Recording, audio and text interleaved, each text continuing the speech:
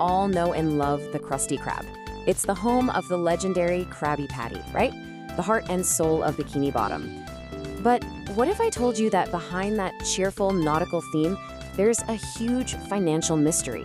A puzzle that, when you start to put the pieces together, suggests the entire restaurant is not at all what it seems. And that's really the big question we're diving into today.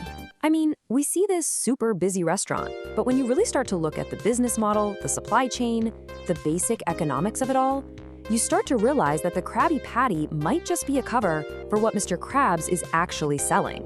So, first things first, to get to the bottom of this, we've got to understand the sheer scale of this whole operation. We need to figure out just how popular the Krabby Patty really is. Like, how much demand is poor SpongeBob, the one and only fry cook, actually handling day in and day out?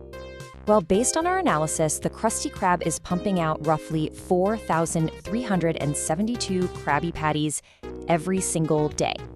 I mean, that is just a staggering number for what looks like a tiny fast food joint. So the question is, how on earth did we get there? Okay, so let's break down how we got to a number that massive. Let's start with a pretty conservative guess for Bikini Bottom's population, say around 50,000 residents. Now, if we just assume about 15% of them swing by the Krusty Krab on any given day, that's already 7,500 customers. And if each of those customers averages about 0.6 patties, some grab one, some just get fries and a drink, we land right at that crazy figure. This isn't just a popular spot, we're talking about an industrial-level operation. And that huge demand, well, that's where we find our first major red flag. An operation this big needs a solid, efficient supply chain.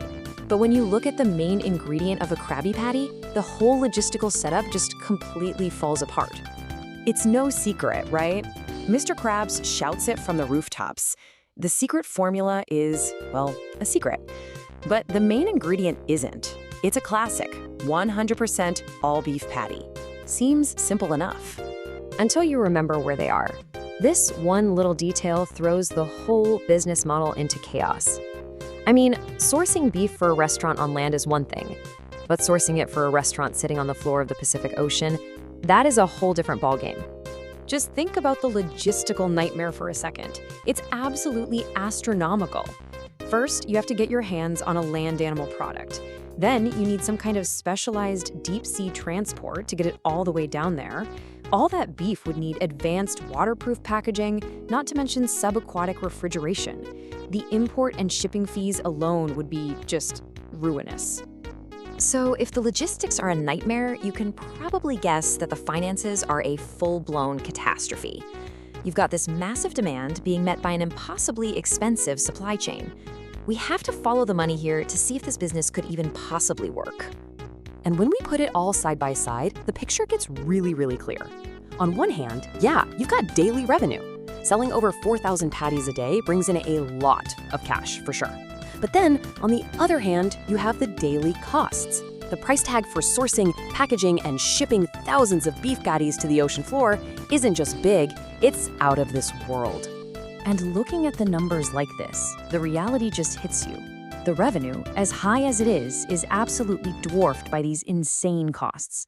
The net result isn't a tiny loss. It's a financial black hole. There is simply no way the Krusty Krab is profitable. In fact, Mr. Krabs should be losing an unbelievable amount of money every single day he opens the doors. So, if the restaurant is a complete financial failure, why is it still open? Why would Mr. Krabs, a guy who is completely obsessed with money, keep a business running that's hemorrhaging cash? All the evidence can only point to one single logical conclusion. This is the absolute core finding of this whole investigation. The massive, undeniable financial loss of the Krusty Krab isn't a sign of a bad business plan. No, it's basically scientific proof that Mr. Krabs has another source of income, a secret one. Let's be really clear about what that means. A secondary income stream isn't just some little side hustle. It would have to be a flow of cash so huge, it could easily cover the restaurant's insane losses. And businesses like this are often used for one of two things: to prop up a failing operation, or, and this is where it gets shady, to conceal other, much less public activities. So, this forces us to ask the ultimate question. If the Krabby Patties aren't the real business, and the restaurant is just a front, then what is the Krusty Krab's true purpose? Why does it even need to exist?